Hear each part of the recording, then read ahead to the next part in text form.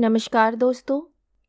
कहानी शुरू करने से पहले मैं आपको ये बताना चाहती हूँ कि अगर आप मोरल एंड मोटिवेशन कहानी सुनना पसंद करते हैं तो आप मेरे दूसरे चैनल एम्पावर द लाइफ पर आ सकते हैं। आपका वहाँ स्वागत है। द गोल्डन स्टोरीज में आपका स्वागत है। आइए सुनते हैं मुंशी प्रेमचंद की लिखी कहानी कुसुम। साल भर की बात है। एक दिन शाम को हवा खाने जा रहा था कि महाशय नवीन से मुलाकात हो गई। मेरे पुराने दोस्त हैं, बड़े बेतकल्लुफ और मनचले। आगरे में मकान है, अच्छे कवि हैं। उनके कवि समाज में कई बार शरीक हो चुका हूँ। ऐसा कविता का उपासक मैंने नहीं देखा। पेशा तो वकालत, पर डूबे रहते हैं काव्य चिंतन में। आदमी ज़हीन है, मुकदमा सामने आया और उसकी तह तक पहुँच गई। इसलिए कभी कभी मुकदमे मिल जाते हैं, लेकिन कचहरी के बाहर अदालत या मुकदमे की चर्चा उनके लिए निषिद्ध है। अदालत की चारदीवारी के अंदर 4-5 घंटे वह वकील होते हैं। चारदीवारी के बाहर निकलते ही कवि हैं, सिर से पांव तक। जब देखिए कवि मंडल जमा है, कवि चर्चा हो रही है, रचनाएं सुन रहे हैं, मस्त होकर झूम रहे हैं। और अपनी रचना सुनाते समय तो उन पर एक तल्लीनता सी छा जाती है। कंठस्वर भी इतना मधुर है कि उनके पद बाण की तरह सीधे कलेजे में उतर जाते हैं। अध्यात्म में माधुर्य की सृष्टि करना, निर्गुण में सगुण की बाहर दिखाना उनकी रचनाओं की विशेषता है। जब वे लखनऊ आते हैं, मुझे पहले सूचना दे दिया करते हैं। आज उन्हें अनायास लखनऊ में देखकर मुझे आश्चर्य हुआ। आप यहाँ कैसे? कुशल तो हैं? मुझे आने की सूचना तक ना दी। बोले, भाईजान, एक जंजाल में फंस गया हूँ। आपको सूचित करने का समय ना था। फिर आपके घर को मैं अपना घर समझता हूँ। इस तकल्लुफ़ की क्या ज़रूरत है कि आप मेरे लिए कोई विशेष प्रबंध करें? मैं एक ज़रूरी मामले में आपको कष्ट देने आया हूँ। इस वक्त की सैर को स्थगित कीजिए और चलकर मेरी विपत्ति कथा सुनिए। मैंने घबरा कर कहा, आपने तो मुझे चिंता में डाल दिया। आप और विपत्ति कथा, मेरे तो प्राण सूखे जाते हैं। चलिए चलिए, घर चलिए। चित शांत हो तो सुनाऊं। बाल बच्चे तो अच्छी तरह हैं? हाँ, सब अच्छी तरह हैं। वैसे कोई बात नहीं है तो चलिए, रेस्टोरेंट में कुछ जलपान तो कर लीजिए। नहीं भाई, इस वक्त मुझे जलपान नहीं सूझता। हम दोनों घर की ओर चले। घर पहुंचकर उनका हाथ मुंह धुलाया, शरबत पिलाया। इलायची पान खाकर उन्होंने अपनी विपत्ति कथा सुनानी शुरू की। कुसुम के विवाह में आप गए ही थे। उसके पहले भी आपने उसे देखा था। मेरा विचार है कि किसी सरल प्रकृति के युवक को आकर्षित करने के लिए जिन गुणों की जरूरत है वे सब उसमें मौजूद हैं। आपका क्या ख्याल है? मैंने तत्परता से कहा। मैं आपसे कहीं ज्यादा कुसुम का प्रशंसक हूँ। ऐसी लज्जाशील, सुघड़, सलीकेदार और विनोदनी बालिका मैंने दूसरी नहीं देखी। महाशय नवीन ने करुण स्वर में कहा, वही कुसुम आज अपने पति के निर्दयी व्यवहार के कारण रो रोकर प्राण दे रही है। उसका गोना हुए 1 साल हो रहा है। इस बीच वह 3 बार ससुराल गई, पर उसका पति उससे बोलता ही नहीं। उसकी सूरत से बेजार है। मैंने बहुत चाहा कि उसे बुलाकर दोनों में सफाई करा दूं, मगर ना आता है, ना मेरे पत्रों का उत्तर देता है। ना जाने क्या गांठ पड़ गई है कि उसने इस बेदर्दी से आंखें फेर ली। अब सुनता हूं उसका दूसरा विवाह होने वाला है। कुसुम का बुरा हाल हो रहा है। आप शायद उसे देखकर पहचान भी न सके। रात दिन रोने के सिवा दूसरा काम नहीं। इससे आप हमारी परेशानी का अनुमान कर सकते हैं। जिंदगी की सारी अभिलाषाएं मिटी जाती हैं। हमें ईश्वर ने पुत्र न दिया, पर हम अपनी कुसुम को पाकर संतुष्ट थे। अपने भाग्य को धन्य मानते थे। उसे कितने लाड़ प्यार से पाला, कभी उसे फूल की छड़ी से भी न छुआ। उसकी शिक्षा दीक्षा में कोई बात ना उठा रखी। उसने बीए नहीं पास किया, लेकिन विचारों की प्रौढ़ता और ज्ञान विस्तार में किसी ऊंचे दर्जे की शिक्षिता महिला से कम नहीं। आपने उसके लेख देखे हैं? मेरा ख्याल है बहुत कम देवियां वैसे लेख लिख सकती हैं। समाज, धर्म, नीति सभी विषयों में उसके विचार बड़े परिष्कृत हैं। बहस करने में तो वह इतनी पटु है कि मुझे आश्चर्य होता है। गृह प्रबंध में इतनी कुशल कि मेरे घर का प्राय सारा प्रबंध उसी के हाथ में था, किंतु पति की दृष्टि में वे पांव की धूल के बराबर भी नहीं। बार बार पूछता हूं, तूने उसे कुछ कह दिया है? यह क्या बात है? आखिर वे क्यों तुझसे इतना उदासीन है? इसके जवाब में रो रो कर यही कहती है, मुझसे तो उन्होंने कभी कोई बातचीत ही नहीं की। मेरा विचार है कि पहले ही दिन दोनों में कुछ मनमुटाव हो गया। वे कुसुम के पास आया होगा और उससे कुछ पूछा होगा। उसने मारे शर्म के जवाब न दिया होगा। संभव है उससे 2-4 बातें और भी की हों। कुसुम ने सिर न उठाया होगा।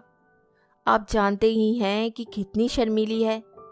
बस पतिदेव रूठ गए होंगे।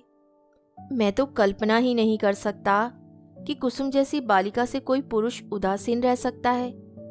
लेकिन दुर्भाग्य को कोई क्या करे। दुखिया ने पति के नाम कई पत्र लिखे, पर उस निर्दयी ने एक का भी जवाब न दिया। सारी चिट्ठियां लौटा दी। मेरी समझ में नहीं आता कि उस पाषाण हृदय को कैसे पिघलाऊं। मैं अब खुद तो उसे कुछ लिख नहीं सकता। आप ही कुसुम की प्राण रक्षा करें, नहीं तो शीघ्र ही उसके जीवन का अंत हो जाएगा। उसके साथ हम दोनों प्राणी भी सिधार जाएंगे। उसकी व्यथा अब नहीं देखी जाती। नवीन जी की आंखें सजल हो गई। मुझे भी अत्यंत क्षोभ हुआ। उन्हें तसल्ली देता हुआ बोला, आप इतने दिनों इस चिंता में पड़े रहे, मुझसे पहले ही क्यों ना कहा? मैं आज ही मुरादाबाद जाऊंगा और उस लोंडे की इस पूरी तरह खबर लूंगा कि वह भी याद करेगा। बच्चा को जबरदस्ती घसीट कर लाऊंगा और कुसुम के पैरों पर गिरा दूंगा। नवीन जी मेरे आत्मविश्वास पर मुस्कुराकर बोले, आप उससे क्या कहेंगे? यह ना पूछिए। वशीकरण के जितने मंत्र हैं उन सभी की परीक्षा करूंगा, तो आप कदापि सफल ना होंगे। वे इतना शीलवान, इतना मधुर भाषी है कि आप वहां से उसके भक्त होकर लौटेंगे। वे नित्य आपके सामने हाथ बांधे खड़ा रहेगा। आपकी सारी कठोरता शांत हो जाएगी। आपके लिए तो एक ही साधन है, आपकी कलम में जादू है। आपने कितने ही युवकों को सन्मार्ग पर लगाया है। हृदय में सोई हुई मानवता को जगाना आपका कर्तव्य है। मैं चाहता हूं आप कुसुम की ओर से एक ऐसा करुणाजनक, ऐसा दिल हिला देने वाला पत्र लिखें कि वे लज्जित हो जाए और उसकी प्रेम भावना सचेत हो उठे। मैं जीवन पर्यंत आपका आभारी रहूंगा। नवीन जी कवि ही तो ठहरे। इस तहजीब में वास्तविकता की अपेक्षा कवित्व की ही प्रधानता थी। आप मेरे कई गल्पों को पढ़कर रो पड़े हैं। इससे आपको विश्वास हो गया है कि मैं चतुर सपेरे की भांति जिस दिल को चाहूं नचा सकता हूं। आपको यह मालूम नहीं कि सभी मनुष्य कवि नहीं होते, और ना एक से भावुक। जिन गल्पों को पढ़कर आप रोए हैं, उन्हीं गल्पों को पढ़कर कितने ही सज्जनों ने विरक्त होकर पुस्तक फेंक दी है। पर इन बातों का वह अवसर ना था। वे समझते हैं कि मैं अपना गला छुड़ाना चाहता हूँ। इसलिए मैंने सहृदयता से कहा, आपको बहुत दूर की सूझी और मैं इस प्रस्ताव से सहमत हूँ। यद्यपि आपने मेरी करुणोत्पादक शक्ति का अनुमान करने में अत्युक्ति से काम लिया है, लेकिन मैं आपको निराश ना करूँगा। मैं पत्र लिखूँगा और यथाशक्ति उस युवक की न्याय बुद्धि को जगाने की चेष्टा भी करूँगा। लेकिन आप अनुचित ना समझें तो पहले मुझे वे पत्र दिखा दें जो कुसुम ने अपने पति के नाम लिखे थे। उसने पत्र तो लौटा ही दिए हैं, और यदि कुसुम ने उन्हें फाड़ नहीं डाला है तो उसके पास होंगे। उन पत्रों को देखने से मुझे ज्ञात हो जाएगा कि किन पहलुओं पर लिखने की गुंजाइश बाकी है। नवीन जी ने जेब से पत्रों का एक पुलिंदा निकालकर मेरे सामने रख दिया और बोले, मैं जानता था आप इन पत्रों को देखना चाहेंगे, इसलिए इन्हें साथ लेता आया। आप इन्हें शौक से पढ़ें। कुसुम जैसी मेरी लड़की है, वैसी ही आपकी भी लड़की है। आपसे क्या पर्दा। सुगंधित गुलाबी चिकने कागज पर बहुत ही सुंदर अक्षरों में लिखे उन पत्रों को मैंने पढ़ना शुरू किया। मेरे स्वामी, मुझे यहाँ आए 1 सप्ताह हो गया, लेकिन आंखें पल भर के लिए भी नहीं झपकी। सारी रात करवटें बदलते बीत जाती है। बार बार सोचती हूँ, मुझसे ऐसा क्या अपराध हुआ कि उसकी आप मुझे ये सजा दे रहे हैं। आप मुझे झिड़कें, घुड़कें, कोसें, इच्छा हो तो मेरे कान भी पकड़ें। मैं इन सभी सजाओं को सहर्ष सह लूंगी, लेकिन ये निष्ठुरता नहीं सही जाती। मैं आपके घर 1 सप्ताह रही। परमात्मा जानता है कि मेरे दिल में क्या क्या अरमान थे। मैंने कितनी बार चाहा कि आपसे कुछ पूछूं, आपसे अपने अपराधों की क्षमा कराऊं, लेकिन आप मेरी परछाई से भी दूर भागते थे। मुझे कोई अवसर ना मिला। आपको याद होगा कि जब दोपहर को सारा घर सो जाता था तो मैं आपके कमरे में जाती थी और घंटों सिर झुकाए खड़ी रहती, पर आपने कभी आंख उठाकर ना देखा। उस वक्त मेरे मन की क्या दशा होती थी, इसका कदाचित आप अनुमान न कर सकेंगे। मेरी जैसी अभागिनी स्त्रियां इतना कुछ अंदाज कर सकती हैं। मैंने अपनी सहेलियों से उनकी सुहाग रात की कथाएं सुन सुनकर अपनी कल्पना में सुखों का जो स्वर्ग बनाया था, उसे आपने कितनी निर्दयता से नष्ट कर दिया। मैं आपसे पूछती हूँ, क्या आपके ऊपर मेरा कोई अधिकार नहीं है? अदालत भी किसी अपराधी को दंड देती है तो उस पर कोई ना कोई अभियोग लगाती है, गवाहियां लेती हैं, उनका बयान सुनती हैं। आपने तो कुछ पूछा ही नहीं। मुझे अपनी खता मालूम हो जाती तो आगे के लिए सचेत हो जाती। आपके चरणों पर गिरकर कहती, मुझे क्षमादान दो। मैं शपथ पूर्वक कहती हूँ, मुझे कुछ नहीं मालूम आप क्यों रुष्ट हो गए। संभव है आपने अपनी पत्नी में जो गुणों को देखने की कामना की हो वे मुझ में ना हो। बेशक मैं अंग्रेजी नहीं पढ़ी, अंग्रेजी समाज की रीति रिवाज से परिचित नहीं, न अंग्रेजी खेल ही खेलना जानती हूँ।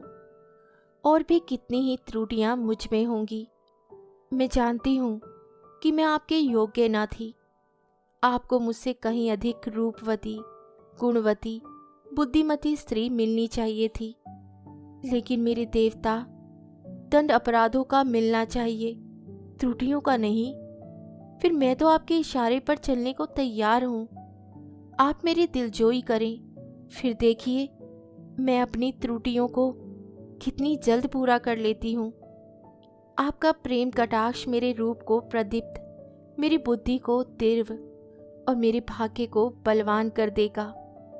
वह विभूति पाकर मेरी कायाकल्प हो जाएगी। स्वामी, क्या आपने सोचा है आप ये क्रोध किस पर कर रहे हैं?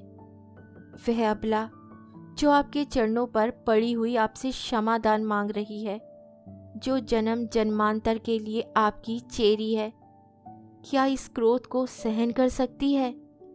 मेरा दिल बहुत कमजोर है। मुझे रुलाकर आपको पश्चाताप के सिवा और क्या हाथ आएगा? इस क्रोध अग्नि की एक चिंगारी मुझे भस्म कर देने के लिए काफ़ी है। अगर आपकी ये इच्छा है कि मैं मर जाऊं, तो मैं मरने के लिए तैयार हूं। केवल आपका इशारा चाहती हूं। अगर मरने से आपका चित्त प्रसन्न हो तो मैं बड़े हर्ष से अपने आप को आपके चरणों पर समर्पित कर दूंगी। मगर इतना कहे बिना नहीं रहा जाता कि मुझ में 100 ऐब हो, पर एक गुण भी है। मुझे दावा है कि आपकी जितनी सेवा मैं कर सकती हूँ, उतनी कोई दूसरी स्त्री नहीं कर सकती। आप विद्वान हैं, उदार हैं, मनोविज्ञान के पंडित हैं। आपकी लौंडी आपके सामने खड़ी दया की भीख मांग रही है। क्या उसे द्वार से ठुकरा दीजिएगा? आपकी अपराधिनी कुसुम। मुझे ये पत्र पढ़कर रोमांच हो आया। ये बात मेरे लिए असह्य थी कि कोई स्त्री अपने पति की इतनी खुशामद करने पर मजबूर हो जाए। पुरुष अगर स्त्री से उदासीन रह सकता है तो स्त्री उसे क्यों नहीं ठुकरा सकती। वे दुष्ट समझता है कि विवाह ने एक स्त्री को उसका गुलाम बना दिया है। वह उस अबला पर जितना अत्याचार चाहे करे, कोई उसका हाथ नहीं पकड़ सकता, कोई चू भी नहीं कर सकता। पुरुष अपनी दूसरी, तीसरी, चौथी शादी कर सकता है। स्त्री से कोई संबंध ना रखकर भी उस पर उसी कठोरता से शासन कर सकता है। वह जानता है कि स्त्री कुल मर्यादा के बंधनों में जकड़ी हुई है। उसे रो रो कर मर जाने के सिवा और कोई उपाय नहीं। मगर उसे भय होता है कि औरत भी उसकी ईंट का जवाब पत्थर से नहीं, ईंट से भी नहीं, केवल थप्पड़ से दे सकती है। तो उसे कभी इस बदमिजाजी का साहस ना होता। बेचारी स्त्री कितनी विवश है। शायद मैं कुसुम की जगह होता तो इस निष्ठुरता का जवाब इसकी 10 गुनी कठोरता से देता। उसकी छाती पर मूंग दलता, संसार के हंसने की जरा भी चिंता न करता। समाज अबलाओं पर इतना जुल्म देख सकता है और चूं तक नहीं करता। उसके रोने या हंसने की मुझे जरा भी परवाह न होती। अरे अभागे युवक, तुझे खबर नहीं तू अपने भविष्य की गर्दन पर कितनी बेदर्दी से छुरी फेर रहा है। यह वह समय है जब पुरुष को अपने प्रणय भंडार से स्त्री के माता पिता, भाई बहन, सखियां, सहेलियां सभी के प्रेम की पूर्ति करनी पड़ती है। अगर पुरुष में ये सामर्थ्य नहीं है तो स्त्री की सुधित आत्मा को कैसे संतुष्ट रख सकेगा। परिणाम वही होगा जो बहुधा होता है। अबला कुड़कुड़कर मर जाती है। यही वह समय है जिसकी स्मृति जीवन में सदैव के लिए मिठास पैदा कर देती है। स्त्री की प्रेम सुधा इतनी तीव्र होती है कि वह पति का स्नेह पाकर अपना जीवन सफल समझती है और इस प्रेम के आधार पर जीवन के सारे कष्टों को हंस हंस कर सह लेती है।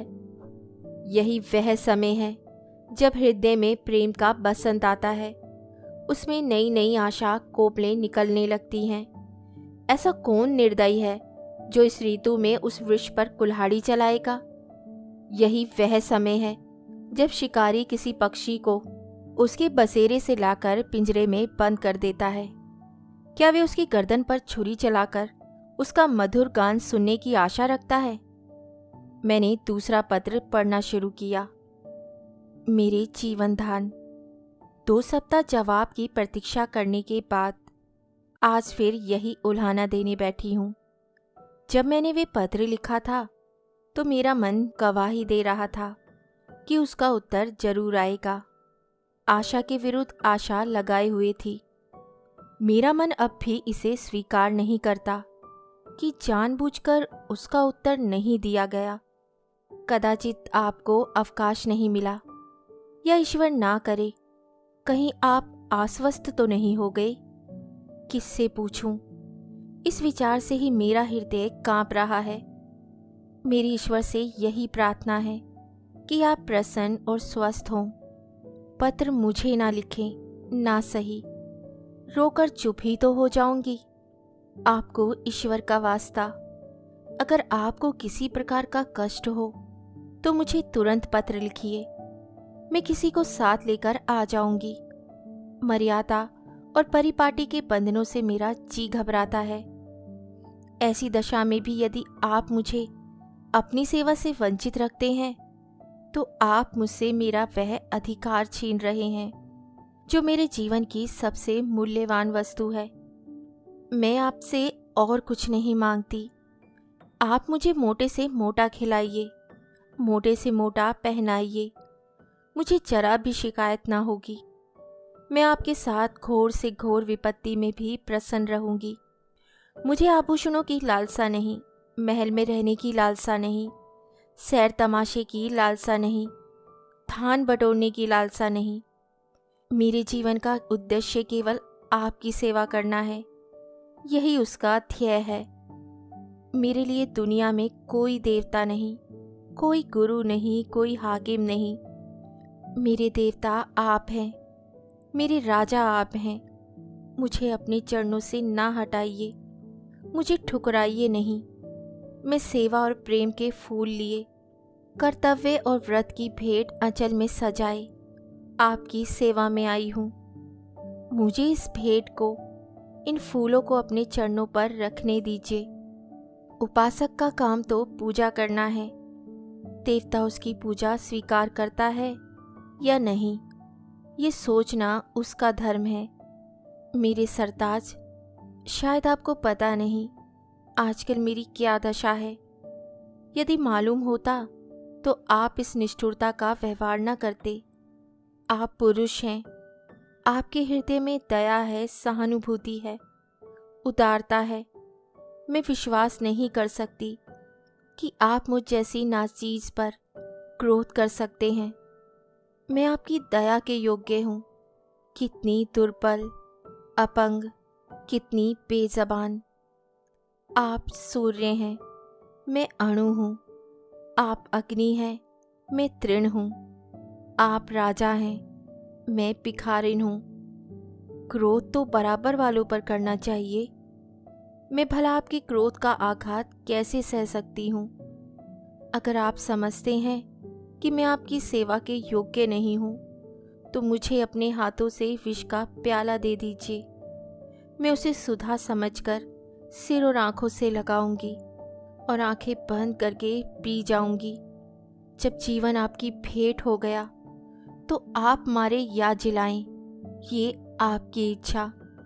मुझे यही संतोष काफ़ी है कि मेरी मृत्यु से आप निश्चिंत हो गए। मैं तो इतना ही जानती हूँ कि मैं आपकी हूँ और सदैव आपकी रहूँगी, इस जीवन में नहीं बल्कि अनंत तक। अभागिनी कुसुम। यह पत्र पढ़कर मुझे कुसुम पर भी झुंझलाहट आने लगी और उस लौंडे से घृणा हो गई। माना तुम स्त्री हो, आजकल के प्रथा अनुसार पुरुष को तुम्हारे ऊपर हर तरह का अधिकार है, लेकिन नम्रता की भी तो कोई सीमा होती है।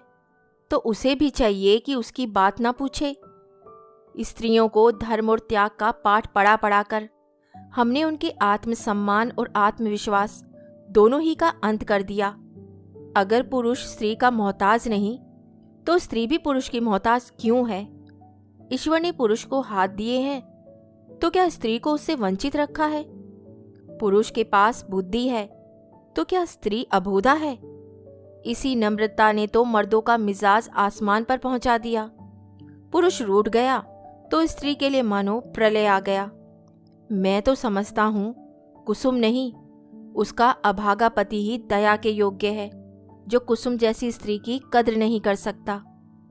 मुझे तो ऐसा संदेह होने लगा कि इस लोंडे ने कोई दूसरा रोग पाल रखा है, किसी शिकारी के रंगीन जाल में फंसा हुआ है। खैर, मैंने तीसरा पत्र खोला।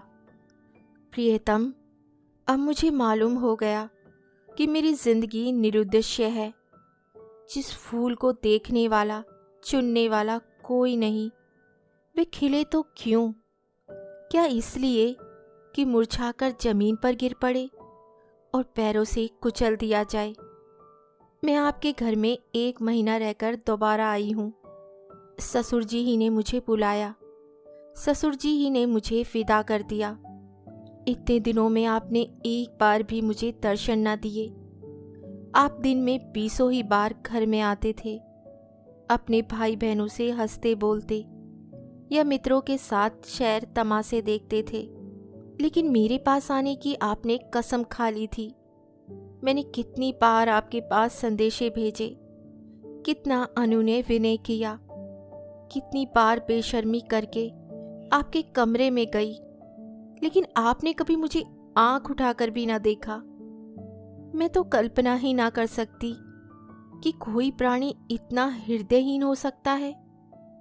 प्रेम के योग्य नहीं, विश्वास के योग्य नहीं, सेवा करने के भी योग्य नहीं, तो क्या दया के भी योग्य नहीं? मैंने उस दिन कितनी मेहनत और प्रेम से आपके लिए रसगुल्ले बनाए थे, आपने उन्हें हाथ से छुआ भी नहीं। जब आप मुझसे इतने विरक्त हैं, तो मेरी समझ में नहीं आता कि जीकर क्या करूं। ना जाने ये कौन सी आशा है जो मुझे जीवित रखे हुए है। क्या अंधेर है कि आप सजा तो देते हैं पर अपराध नहीं बतलाते। ये कौन सी नीति है? आपको ज्ञात है, इस 1 मास में मैंने मुश्किल से 10 दिन आपके घर में भोजन किया होगा। मैं इतनी कमजोर हो गई हूँ कि चलती हूँ तो आंखों के सामने अंधेरा छा जाता है। आंखों में जैसे ज्योति ही नहीं रही, हृदय में मानो रक्त का संचालन ही नहीं रहा। खैर, सता लीजिए जितना जी चाहे, इस अनीति का अंत भी एक दिन हो ही जाएगा। अब तो मेरी मृत्यु ही पर सारी आशाएं टिकी हुई हैं। अब मुझे प्रतीत हो रहा है कि मेरे मरने की खबर पाकर आप उछलेंगे और हल्की सांस लेंगे। आपकी आंखों से आंसू की एक बूंद भी न गिरेगी। पर ये आपका दोष नहीं, मेरा दुर्भाग्य है। उस जन्म में मैंने कोई बहुत बड़ा पाप किया था।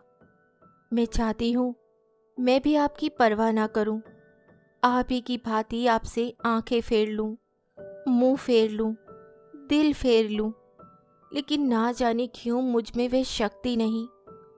क्या लता वृक्ष की भांति खड़ी रह सकती है? वृक्ष के लिए किसी सहारे की जरूरत नहीं। लता वह शक्ति कहाँ से लाए? वह तो वृक्ष से ही लिपटने के लिए पैदा की गई है। उसे वृक्ष से अलग कर दो तो वह सूख जाएगी। मैं आपसे पृथक अपने अस्तित्व की कल्पना ही नहीं कर सकती। मेरे जीवन की हर एक गति, प्रत्येक विचार, प्रत्येक कामना में आप मौजूद हैं। मेरा जीवन वह वृत्त है जिसके केंद्र आप हैं। मैं हार हूँ जिसके प्रत्येक फूल में आप धागे की भांति घुसे हैं। इस धागे के बगैर हार के फूल बिखर जाएंगे और धूल में मिल जाएंगे। मेरी एक सहेली है, शन्नो। उसका इस साल पाणी ग्रहण हो गया है। उसका पति जब ससुराल आता है, शन्नो के पांव जमीन पर नहीं पड़ते। दिन भर में ना जाने कितने रूप बदलती है। मुख कमल खिल जाता है, उल्लास संभाले नहीं संभलता। उसे बिखेरती लुटाती चलती है। हम जैसे अभागों के लिए जब आकर मेरे गले से लिपट जाती है तो हर्ष और उन्माद की वर्षा से जैसे मैं लथपथ हो जाती हूँ। दोनों अनुराग से मतवाले हो रहे हैं। उनके पास धन नहीं है, जायदाद नहीं है, मगर अपनी दरिद्रता में ही मगन है। इस अखंड प्रेम का एक क्षण, उसकी तुलना में संसार की कौन सी वस्तु रखी जा सकती है?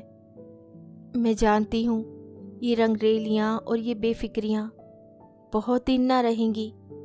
जीवन की चिंताएं और दुराशाएं उन्हें भी परास्त कर देगी, लेकिन ये मधुर स्मृतियाँ संचित धान की भांति अंत तक उन्हें सहारा देती रहेंगी। प्रेम में भीगी हुई सूखी रोटियाँ, प्रेम में रंगे हुए मोटे कपड़े और प्रेम के प्रकाश से आलोकित छोटी सी कोठरी। अपनी इस विपन्नता में भी वह स्वाद, वह शोभा, वह विश्राम रखती है जो शायद देवताओं को स्वर्ग में भी नसीब नहीं। जब शन्नो का पति अपने घर चला जाता है तो वे दुखिया किस तरह फूट फूट कर रोती है कि मेरा हृदय गदगद हो जाता है। उसके पत्र आ जाते हैं तो मानो उसे कोई विभूति मिल जाती है। उसके रोने में भी, उसकी विफलताओं में भी, उसके उपालंबों में भी एक स्वाद है, एक रस है। उसके आंसू व्यग्रता और विफलता के हैं, मेरे आंसू निराशा और दुख के हैं। उसकी व्याकुलता में प्रतीक्षा और उल्लास है, मेरी व्याकुलता में दैन्य और परवशता। उसके उपालंब में अधिकार और ममता है, मेरे उपालंब में भग्नता और रुदन। पत्र लंबा हुआ जाता है और दिल का बोझ हल्का नहीं होता। भयंकर गर्मी पड़ रही है। दादा मुझे मसूरी ले जाने का विचार कर रहे हैं। मेरी दुर्बलता से उन्हें टीबी का संदेह हो रहा है। वे नहीं जानते कि मेरे लिए मसूरी नहीं, स्वर्ग भी काल कोठरी है। स्वर्ग भी काल कोठरी है। अभागिनी कुसुम। मेरे पत्थर के देवता, मैं कल मसूरी से लौट आई। लोग कहते हैं बड़ा स्वास्थ्यवर्धक और रमणीक स्थान है। होगा, मैं तो एक दिन भी कमरे से नहीं निकली। भग्न हृदयों के लिए संसार सूना है।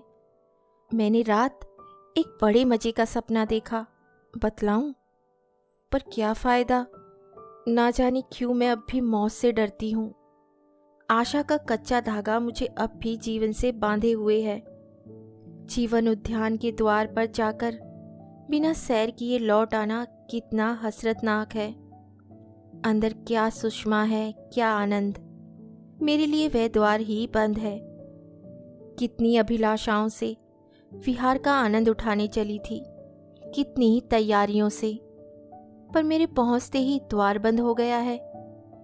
अच्छा बतलाओ, मैं मर जाऊंगी तो मेरी लाश पर आंसू की 2 बूंदें गिराओगे? जिसकी जिंदगी भर की जिम्मेदारी ली थी, जिसकी सदैव के लिए बाहां पकड़ी थी, क्या उसके साथ इतनी भी उदारता ना करोगे? मरने वाले के अपराध सभी क्षमा कर दिया करते हैं। तुम भी क्षमा कर देना। आकर मेरे शव को अपने हाथों से नहलाना, अपने हाथ से सुहाग के सिंदूर लगाना, अपने हाथ से सुहाग की चूड़ियां पहनाना, अपने हाथ से मेरे मुंह में गंगा जल डालना, 2-4 पग कंधा दे देना। बस मेरी आत्मा संतुष्ट हो जाएगी और तुम्हें आशीर्वाद देगी। मैं वचन देती हूँ कि मालिक के दरबार में तुम्हारा यश गाऊंगी। क्या यह भी महंगा सौदा है? इतने से शिष्टाचार से तुम अपनी सारी जिम्मेदारियों से मुक्त हो जाओगे। मुझे विश्वास होता कि तुम इतना शिष्टाचार करोगे तो मैं कितनी खुशी से मौत का स्वागत करती। लेकिन मैं तो तुम्हारे साथ अन्याय ना करूंगी। तुम कितने ही निष्ठुर हो, इतने निर्दयी नहीं हो सकते। मैं जानती हूँ तुम ये समाचार पाते ही आओगे और शायद एक क्षण के लिए मेरे शोक मृत्यु पर तुम्हारी आंखें रो पड़े। कहीं मैं अपने जीवन में वह शुभ अवसर देख सकती। अच्छा, क्या मैं एक प्रश्न पूछ सकती हूँ? नाराज ना होना। क्या मेरी जगह किसी और सौभाग्यवती ने ले ली है? अगर ऐसा है तो बधाई। जरा उसका चित्र मेरे पास भेज देना। मैं उसकी पूजा करूंगी, उसके चरणों पर शीश नवाऊंगी। मैं जिस देवता को प्रसन्न न कर सकी, उसी देवता से उसने वरदान प्राप्त कर लिया। ऐसी सौभाग्यनी के तो चरण धो धो पीना चाहिए। मेरी हार्दिक इच्छा है कि तुम उसके साथ सुखी रहो। यदि मैं उस देवी की कुछ सेवा कर सकती, अपरोक्ष ना सही, परोक्ष रूप से ही तुम्हारे कुछ काम आ सकती। अब मुझे केवल उसका शुभ नाम और स्थान बता दो। मैं सिर के बल दौड़ी हुई उसके पास जाऊंगी और कहूंगी, देवी, देवी, मैं तुम्हारी लौंडी हूं, इसलिए कि तुम मेरे स्वामी की प्रेमिका हो। मुझे अपने चरणों में शरण दो। मैं तुम्हारे लिए फूलों की सेज बिछाऊंगी, तुम्हारी मांग मोतियों से भरूंगी, तुम्हारी एड़ियों में महावर रचाऊंगी। यह मेरी जीवन की साधना होगी। यह न समझना कि मैं जलूंगी या कुड़ूंगी। जलन तब होती है जब कोई मुझसे मेरी वस्तु छीन रहा हो। जिस वस्तु को अपना समझने का मुझे कभी सौभाग्य ना हुआ, उसके लिए मुझे जलन क्यों हो? अभी बहुत कुछ लिखना है, लेकिन डॉक्टर साहब आ गए। बेचारा हृदय दाह को टीवी समझ रहा है। दुख की सताई हुई कुसुम। इन दोनों पत्रों ने धैर्य का प्याला भर दिया। मैं बहुत ही आवेशहीन आदमी हूँ। भावुकता मुझे छू भी नहीं गई। अधिकांश कलाविदों की भांति मैं भी शब्दों से आंदोलित नहीं होता। क्या वस्तु दिल से निकलती है? क्या वस्तु केवल मर्म और स्पर्श के लिए लिखी गई है? ये भेद बहुधा मेरे साहित्यिक आनंद में बाधक हो जाता है। लेकिन इन पत्रों ने मुझे आपे से बाहर कर दिया। एक स्थान पर तो सचमुच मेरी आंखें भर आई। ये भावना कितनी वेदनापूर्ण थी कि वही बालिका जिस पर माता पिता प्राण छिड़कते रहते थे, विवाह होते ही इतनी विपदग्रस्त हो जाए। विवाह क्या हुआ, मानो उसकी चिता बनी या उसकी मौत का परवाना लिखा गया। इसमें संदेह नहीं कि ऐसी वैवाहिक दुर्घटनाएं कम होती हैं, लेकिन समाज की वर्तमान दशा में उनकी संभावनाएं बनी रहती हैं।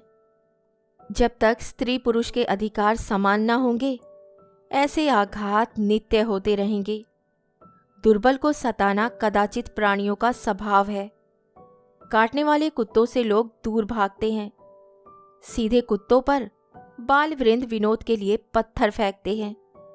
तुम्हारे 2 नौकर एक ही श्रेणी के हैं। तुम्हारे 2 नौकर एक ही श्रेणी के हों, उनमें कभी झगड़ा ना होगा।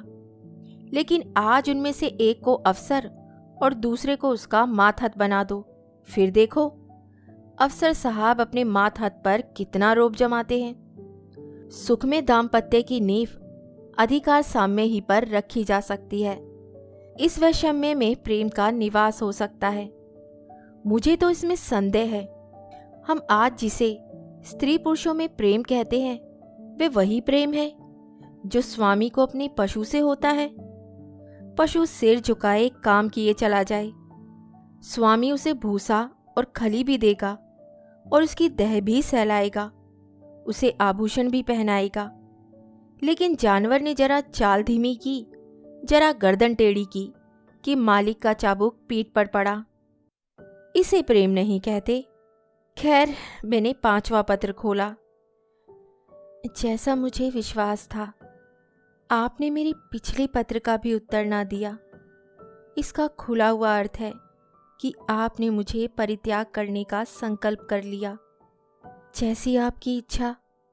पुरुष के लिए स्त्री पांव की जूती है, स्त्री के लिए तो पुरुष देवतुल्य है, बल्कि देवता से भी बढ़कर है। विवेक का उदय होते ही वह पति की कल्पना करने लगती है। मैंने भी वही किया।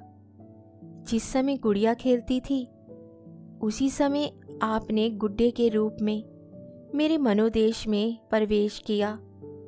मैंने आपके चरणों पर पखारा, माला फूल और नैवेद्य से आपका सत्कार किया। कुछ दिनों के बाद कहानियाँ सुनने और पढ़ने की चाट पड़ी। तब आप कथाओं के नायक के रूप में मेरे घर आए। मैंने आपको हृदय में स्थान दिया। बाल्यकाल से ही आप किसी न किसी रूप में मेरे जीवन में घुसे हुए थे। वे भावनाएं मेरे अंतस्थल की गहराइयों तक पहुंच गई हैं। मेरे अस्तित्व का एक एक अणु उन भावनाओं से गुथा हुआ है। उन्हें दिल से निकाल डालना सहज नहीं। उसके साथ मेरे जीवन के परमाणु भी बिखर जाएंगे। लेकिन आपकी यही इच्छा है तो यही सही। मैं आपकी सेवा में सब कुछ करने को तैयार थी। अभाव और विपन्नता का तो कहना ही क्या। मैं तो अपने को मिटा देने को भी राजी थी। आपकी सेवा में मिट जाना ही मेरे जीवन का उद्देश्य था। मैंने लज्जा और संकोच का परित्याग किया, आत्मसम्मान को पैरों से कुचला। लेकिन आप मुझे स्वीकार ही नहीं करना चाहते। मजबूर हूं। आपका कोई दोष नहीं। अवश्य मुझसे कोई ऐसी बात हो गई है जिसने आपको इतना कठोर बना दिया। आप उसे जबान पर लाना भी उचित नहीं समझते। मैं इस निष्ठुरता के सिवा और एक सजा झेलने को तैयार थी। आपके हाथ से जहर का प्याला लेकर पी जाने में मुझे विलंब न होता, किंतु विधि की गति निराली है। मुझे पहले इस सत्य के स्वीकार करने में बाधा थी कि स्त्री पुरुष की दासी है। मैं उसे पुरुष की सहचरी अर्धांगिनी समझती थी। पर अब मेरी आंखें खुल गई। मैंने कई दिन हुए एक पुस्तक में पढ़ा था कि आदिकाल में स्त्री पुरुष की उसी तरह संपत्ति थी जैसे गाय बैल या खेत बाड़ी। पुरुष को अधिकार था स्त्री को बेचे, गिरो रखे या मार डाले। विवाह की प्रथा उस समय केवल यही थी कि वर पक्ष अपने सुर सामंतों को लेकर सशस्त्र आता था, कन्या को उड़ा ले जाता था। कन्या के साथ कन्या के घर में रुपया पैसा, अनाज या पशु जो कुछ उसके हाथ लग जाता उसे भी उठा ले जाता। वे स्त्री को अपने घर ले जाकर उसके पैरों में बेड़ियां डालकर घर के अंदर बंद कर देता। उसके आत्मसम्मान के भावों को मिटाने के लिए ये उपदेश दिया जाता था कि पुरुष ही उसका देवता है, सुहाग स्त्री की सबसे बड़ी विभूति है। आज कई हजार वर्षों के बीतने पर पुरुष के उस मनोभाव में कोई परिवर्तन नहीं हुआ। पुरानी सभी प्रथाएं कुछ विकृत या संस्कृत रूप में मौजूद है। आज मुझे मालूम हुआ कि उस लेखन ने स्त्री समाज की दशा का कितना सुंदर निरूपण किया था। अब आपसे मेरा सविनय अनुरोध है, और यही अंतिम अनुरोध है, कि आप मेरे पत्रों को लौटा दें। आपके दिए हुए गहने और कपड़े अब मेरे किसी काम के नहीं। इन्हें अपने पास रखने का मुझे कोई अधिकार नहीं। आप जिस समय चाहें वापस मंगा लें। मैंने उन्हें एक अलग पोटली में बंद करके अलग रख दिया है। उसकी सूची भी वहीं रखी हुई है, मिला लीजिएगा। आज से आप मेरी जबान या कलम से कोई शिकायत न सुनेंगे। इस भ्रम को भूलकर भी दिल में स्थान न दीजिएगा कि मैं आपसे बेवफाई या विश्वासघात करूंगी। मैं इसी घर में कुड़कुड़ कर मर जाऊंगी, पर आपकी ओर से मेरा मन कभी मैला न होगा। मैं जिस जलवायु में पली हूं उसका मूल तत्व है पति में श्रद्धा। ईर्ष्या या जलन भी उस भावना को मेरे दिल से नहीं निकाल सकती। मैं आपकी कुल मर्यादा की रक्षिका हूं। उस अमानत में जीते जी खयानत ना करूंगी। अगर मेरे बस में होता तो मैं उसे भी वापस कर देती, लेकिन यहाँ मैं भी मजबूर हूँ और आप भी मजबूर हैं। मेरी ईश्वर से यही विनती है कि आप जहाँ रहें कुशल से रहें। जीवन में मुझे सबसे कटु अनुभव जो हुआ वह यही है कि नारी जीवन अधम है, अपने लिए, अपने माता पिता के लिए, अपने पति के लिए। उसकी कद्र ना माता के घर में है ना पति के घर में। मेरा घर शोकागार बना हुआ है।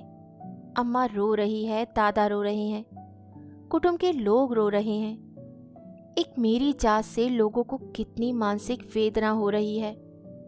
कदाचित वे सोचते होंगे ये कन्या कुल में ना आती तो अच्छा होता, मगर सारी दुनिया एक तरफ हो जाए, आपके ऊपर विजय नहीं पा सकती। आप मेरे प्रभु हैं। आपका फैसला अटल है। उसकी कहीं अपील नहीं, कहीं फरियाद नहीं। खैर, आज से ये कांड समाप्त हुआ। अब मैं हूं और मेरा दलित भग्न हृदय। हसरत यही है कि आपकी कुछ सेवा ना कर सकी। अभागिनी कुसुम। मालूम नहीं मैं कितनी देर मुख वेदना की दशा में बैठा रहा कि महाशय नवीन बोलें, आपने इन पत्रों को पढ़कर क्या निश्चय किया?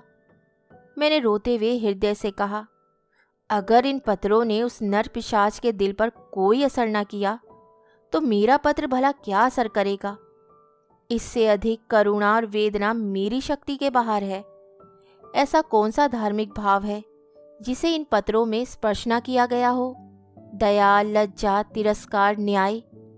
मेरे विचार में तो कुसुम ने कोई पहलू नहीं छोड़ा। मेरे लिए अब यही अंतिम उपाय है कि उस शैतान के सिर पर सवार हो जाऊं और उससे मुंह दर मुंह बातें करके इस समस्या की तह तक पहुंचने की चेष्टा करूं। अगर उसने मुझे कोई संतोषप्रद उत्तर ना दिया तो मैं उसका और अपना खून एक कर दूंगा। या तो मुझी को फांसी होगी या वही काले पानी जाएगा। कुसुम ने जिस धैर्य और साहस से काम लिया है वह सराहनीय है। आप उसे सांत्वना दीजिएगा। मैं आज रात की गाड़ी से मुरादाबाद जाऊंगा और परसों तक जैसी कुछ परिस्थिति होगी उसकी आपको सूचना दूंगा। मुझे तो यह कोई चरित्रहीन और बुद्धिहीन युवक मालूम होता है। मैं उस बहक में जाने क्या क्या बकता रहा। इसके बाद हम दोनों भोजन करके स्टेशन चले। वे आगरा गए, मैंने मुरादाबाद का रास्ता लिया। उनके प्राण अब भी सूखे जाते थे कि क्रोध के आवेश में कोई पागलपन ना कर बैठूं। मेरे बहुत समझाने पर उनका चित्त शांत हुआ। मैं प्रातःकाल मुरादाबाद पहुंचा और जांच शुरू कर दी। इस युवक के चरित्र के विषय में मुझे जो संदेह था वह गलत निकला। मोहल्ले में, कॉलेज में, उसके इष्ट मित्रों में सभी उसके प्रशंसक थे। अंधेरा और गहरा होता हुआ जान पड़ा। संध्या समय में उसके घर जा पहुंचा। जिस निष्कपट भाव से वे दौड़कर मेरे पैरों पर झुका वह मैं नहीं भूल सकता। ऐसा वाक चतुर, ऐसा सुशील और विनीत युवक मैंने नहीं देखा। बाहर और भीतर में इतना आकाश पाताल का अंतर मैंने कभी ना देखा था। मैंने कुशल क्षेम और शिष्टाचार के 2-4 वाक्यों के बाद पूछा, तुमसे मिलकर चित्त प्रसन्न हुआ, लेकिन आखिर कुसुम ने क्या अपराध किया है जिसका तुम उसे इतना कठोर दंड दे रहे हो?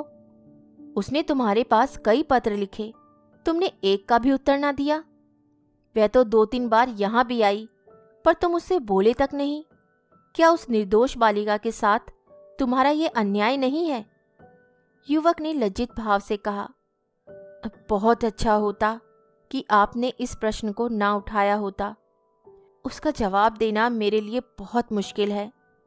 मैंने तो इसे आप लोगों के अनुमान पर छोड़ दिया था, लेकिन इस गलतफहमी को दूर करने के लिए मुझे विवश होकर कहना पड़ेगा।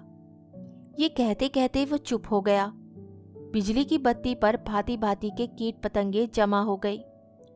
कई झिंगुर उछल उछल कर मुंह पर आ जाते थे और जैसे मनुष्य पर अपनी विजय का परिचय देकर उड़ जाते थे। एक बड़ा सा अखफोड़ भी मेज पर बैठा था और शायद जस्त मारने के लिए अपनी दह तोल रहा था। युवक ने एक पंखा लाकर मेज पर रख दिया, जिसने विजयी कीट पतंगों को दिखा दिया कि मनुष्य इतना निर्बल नहीं है जितना वे समझ रहे थे। एक क्षण में मैदान साफ हो गया और हमारी बातों में दखल देने वाला कोई ना रहा। युवक ने सकुचाते हुए कहा, संभव है आप मुझे अत्यंत लोभी, कमीना और स्वार्थी समझे, लेकिन यथार्थ यह है कि इस विवाह से मेरी वह अभिलाषा ना पूरी हुई जो मुझे प्राणों से भी प्रिय थी। मैं विवाह पर रजामंद ना था, अपने पैरों में बेड़ियां ना डालना चाहता था, किंतु जब महाशय नवीन बहुत पीछे पड़ गए तो उनकी बातों से मुझे ये आशा हुई कि वे सब प्रकार से मेरी सहायता करने को तैयार हैं। तब मैं राजी हो गया, पर विवाह होने के बाद उन्होंने मेरी बात भी ना पूछी, मुझे एक पत्र भी ना लिखा कि कब तक वे मुझे विलायत भेजने का प्रबंध कर सकेंगे। हालांकि मैंने अपनी इच्छा उन पर पहले ही प्रकट कर दी थी, पर उन्होंने मुझे निराश करना ही उचित समझा। उनकी इस आकृपा ने मेरे सारे मंसूबे धूल में मिला दिए। मेरे लिए अब इसके सिवा और क्या रह गया है कि LLB पास कर लूं और कचहरी में जूते फटफटाता फिरूं। मैंने पूछा, तो आखिर तुम नवीन जी से क्या चाहते हो? लेन देन में तो उन्होंने शिकायत का कोई अवसर नहीं दिया। तुम्हें विलायत भेजने का खर्च तो शायद उनके काबू से बाहर हो। युवक ने सिर झुकाकर कहा, तो यह उन्हें पहले ही मुझसे कह देना चाहिए था, फिर मैं विवाह ही क्यों करता। उन्होंने चाहे कितना ही खर्च कर डाला हो, पर इससे मेरा क्या उपकार हुआ? दोनों तरफ से 10-12 हजार रुपये खाक में मिल गए और उनके साथ मेरी अभिलाषाएं खाक में मिल गई। पिताजी पर तो कई हजार का ऋण हो गया है। वे अब मुझे इंग्लैंड नहीं भेज सकते। क्या पूज्य नवीन जी चाहते तो मुझे इंग्लैंड ना भेज देते? उनके लिए 10-5 हजार की कोई हकीकत नहीं। मैं सन्नाटे में आ गया। मेरे मुंह से अनायास ही निकल गया, छी, वहारी दुनिया और वहारे हिंदू समाज, तेरे यहाँ ऐसे ऐसे स्वार्थ के दास पड़े हुए हैं जो एक अबला का जीवन संकट में डालकर, उसके पिता पर ऐसे अत्याचारपूर्ण दबाव डालकर ऊंचा पद प्राप्त करना चाहते हैं। विद्यार्जन के लिए विदेश जाना बुरा नहीं, ईश्वर सामर्थ्य दे तो शौक से जाओ, किंतु पत्नी का परित्याग करके ससुर पर इसका भार रखना निर्लजता की पराकाष्ठा है। तारीफ की बात तो तब थी कि तुम अपने पुरुषार्थ से जाते। इस तरह किसी की गर्दन पर सवार होकर अपना आत्मसम्मान बेचकर गए तो क्या गए। इस पामर की दृष्टि में कुसुम का कोई मूल्य ही नहीं। वह केवल उसकी स्वार्थ सिद्धि का साधन मात्र है। ऐसे नीच प्रकृति के आदमी से कुछ तर्क करना व्यर्थ था। परिस्थिति ने हमारी चुटिया उसके हाथ में रखी थी और हमें उसके चरणों पर सिर झुकाने के सिवाय और कोई उपाय न था। दूसरी गाड़ी से मैं आगरे जा पहुंचा और नवीन जी से यह वृत्तांत कहा। उन बेचारे को क्या मालूम था कि यहाँ सारी जिम्मेदारी उन्हीं के सिर डाल दी गई है।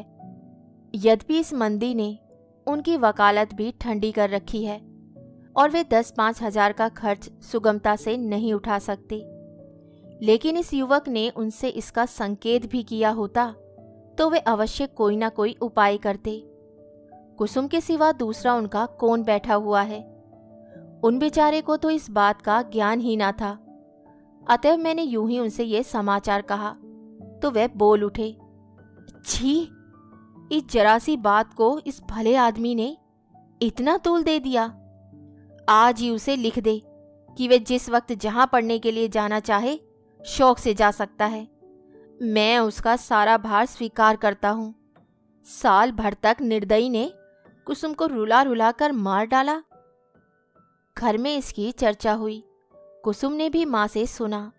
मालूम हुआ 1000 का चेक उसके पति के नाम भेजा जा रहा है, पर इस तरह जैसे किसी संकट का मोचन करने के लिए अनुष्ठान किया जा रहा हो। कुसुम ने भ्रिकुटी सिकोड़ कर कहा, अम्मा, दादा से कह दो, कहीं रुपए भेजने की जरूरत नहीं। माता ने विस्मित होकर बालिका की ओर देखा। कैसे रुपए? अच्छा अच्छा, वह क्यों, इसमें क्या हर्ज है? लड़के का मन है तो विलायत जाकर पढ़े, हम क्यों रोकने लगे? यूं भी ये सब उसी का है, उसी के नाम है, हमें कौन छाती पर लाद कर ले जाना है? नहीं नहीं, आप दादा से कह दीजिए, एक पाई ना भेजे। अरे आखिर इसमें क्या बुराई है? इसीलिए कि ये उसी तरह की डाकाजनी है जैसे बदमाश लोग किया करते हैं। किसी आदमी को पकड़ कर ले गए और उसके घर वालों से उसके मुक्ति धन के तौर पर अच्छी रकम ऐंठ ली। माता ने तिरस्कार की आंखों से देखा। कैसी बातें करती हो बेटी, इतने दिनों के बाद तो जाके देवता सीधे हुए हैं और तुम उन्हें फिर चिढ़ाए देती हो। कुसुम ने छल्लाकर कहा, ऐसे देवता रूठे रहना ही अच्छा।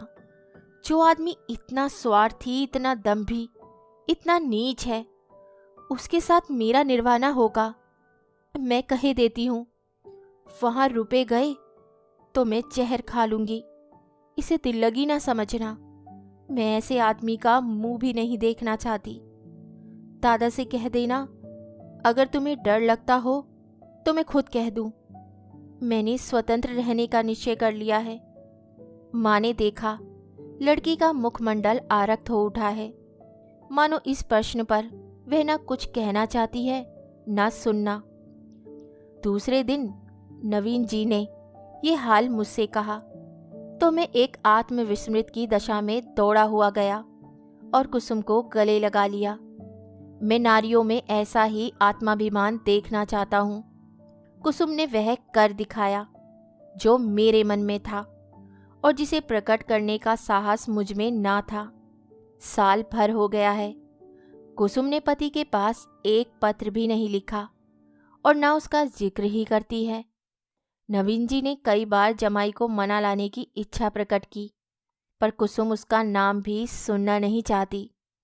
उसमें स्वावलंबन की ऐसी दृढ़ता आ गई है कि आश्चर्य होता है। उसके मुख पर निराशा और वेदना के पीलेपन और तेजहीनता की जगह स्वाभिमान और स्वतंत्रता की लाली और तेजस्विता भासित हो गई है। कहानी सुनने के लिए धन्यवाद। तो इसी के साथ मैं आपसे विदा लेती हूँ और कल फिर मिलती हूँ एक नई कहानी के साथ। तब तक के लिए अलविदा।